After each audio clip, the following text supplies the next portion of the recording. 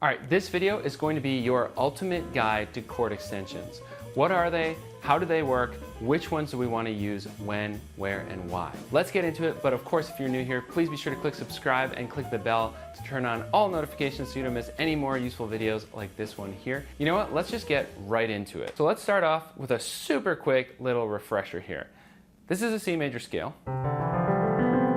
And all the numbers we talk about come from the major scale. So we have 1, 2, 3, 4, 5, 6, 7. And if we keep counting up, we get 8, 9, 10, 11, 12, 13.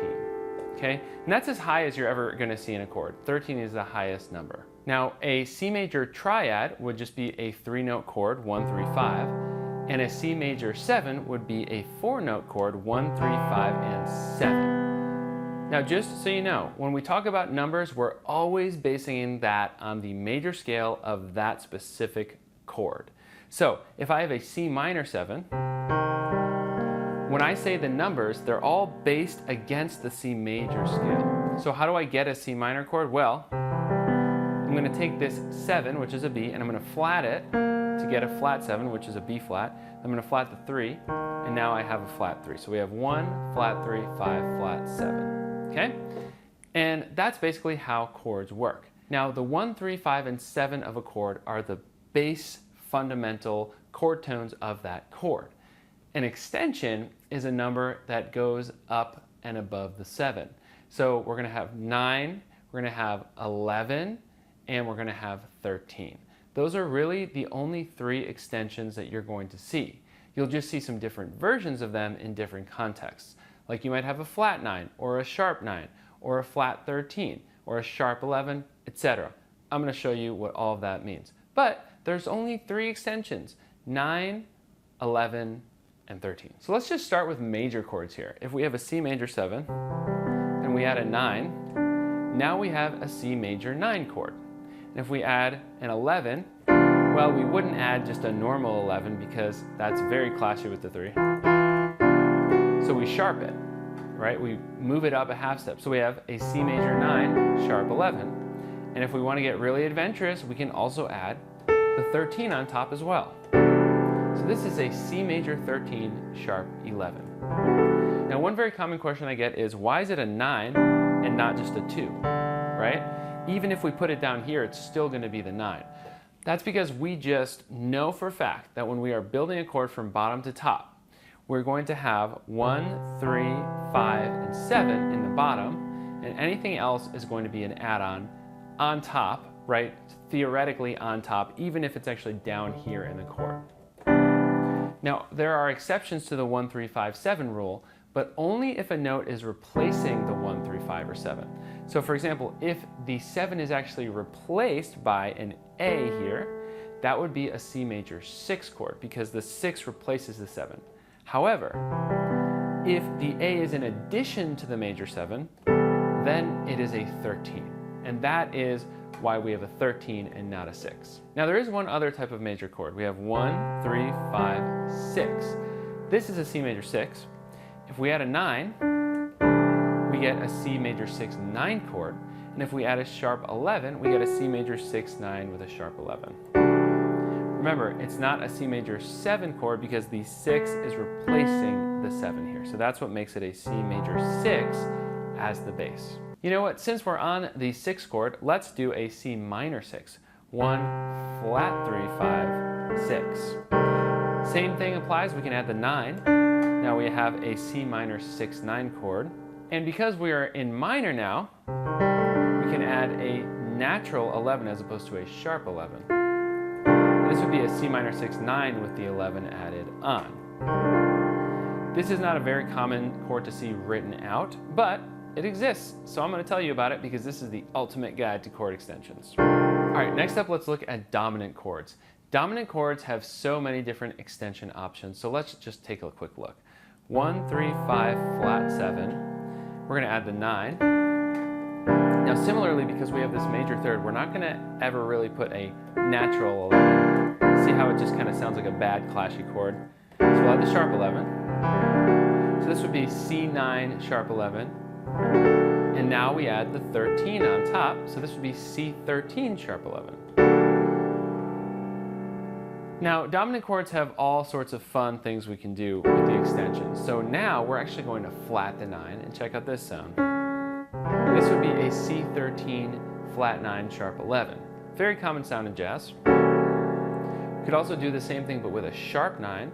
So we move our D up instead of down. And this would be a C13 sharp 9 sharp 11.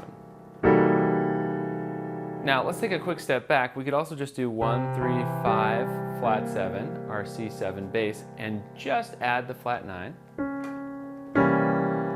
So that this is just a C7 flat 9. Or we could do the same thing but C7 sharp 9. Right? Then from there to either of those we can add the sharp 11 or even the 13. Now there's another type of dominant chord that's really important, and that is one that has a sharp 5 in its chord tones. So we have 1, 3, sharp 5, flat 7. Okay, and this would be a C plus 7 or a C augmented 7, you could also call it. You could also call it C7 sharp 5. This gives us some really interesting sounds. Now, it's not super common that you would see a natural 9 on this chord, but it can work. More commonly, you'll see a flat 9, so C plus 7 flat 9, or you might also see a sharp 9, and this is an incredibly common chord in jazz. This is called the sharp 9 sharp 5, C7 sharp 9 sharp 5. When someone says an altered chord, this is very much the sound they're thinking of. You could even throw the flat 9 in there for some extra juice if you want. And then we can also always add a sharp 11. But we would not add a 13 here. It's a little clashy because we already have this sharp 5, and those two notes really kind of hit up against each other. So there are your dominant extensions and some of the really common chords that you will see in jazz. Now just a quick note that if you actually want to have gorgeous voicings for each of these different sounds, you can check out the Modern Piano Voicings Dictionary. Click the link in the description. It's got around 400 different voicings that I put together for you. I think you're going to find some absolutely fantastic information in there. And you'll have different options for all of the chords we're talking about today in this lesson. Also, if you're learning something and you haven't clicked subscribe yet, please be sure to click subscribe and please hit the like button. It really, really helps me out. All right, let's get right back to it. All right, let's get to our minor 7 chord here. So 1, flat 3, 5, flat 7. Very commonly, we'll add the 9, C minor 9, the 11, C minor 11, and the 13, C minor 13. These are all common sounds that you will find in jazz. Very, very pretty. Now next up, let's actually do the C half diminished 7. So that's the same thing as C minor 7, flat 5. In other words, we have 1, flat 3, flat 5, flat 7. Now, you're not really going to do a flat 9 here. It doesn't sound that great, but you could add the extension of a 9.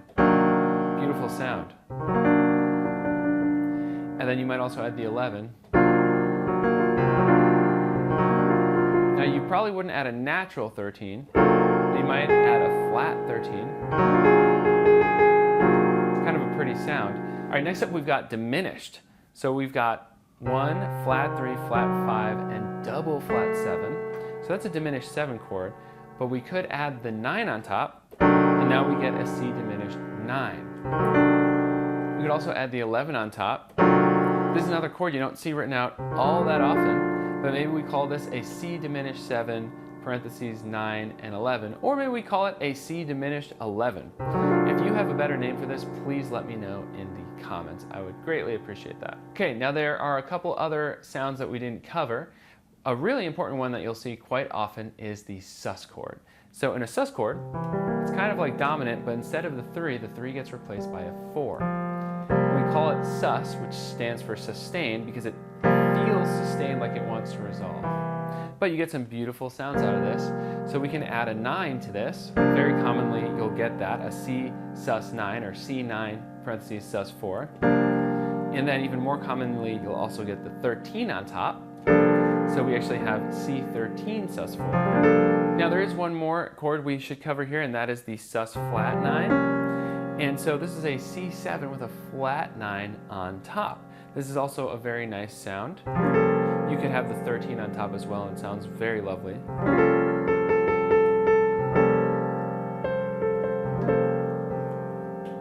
And that is a sound that you will sometimes hear.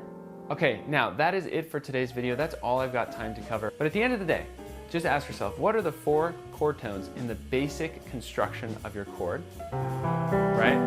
And what chord is that? Then anything you add on top of those 4 core notes of your 7th chord or 6th chord are going to be extensions. That's essentially the basics of how extensions work in jazz and chords and harmony in general. Now, I might have missed some exceptions, but for the most part, that is how it works. So if you can learn what we just talked about in this video, you are going to be in great shape. Feel free to use this video, refer back to it whenever you need to. And again, if you're new here, be sure to click subscribe because I'll have lots more videos coming out just like this. And if you learned something, please hit the like button. Really, really helps me out. If you do want to dive deeper into all of these sounds and actually get professional level voicings for those sounds, i.e. different arrangements of notes that are played the way a professional jazz pianist would play them, check out the Modern Piano Voicing Dictionary, link in the description. It's got hundreds of beautiful voicings in there for you. All right, thank you so much for watching, and I will see you in the next video.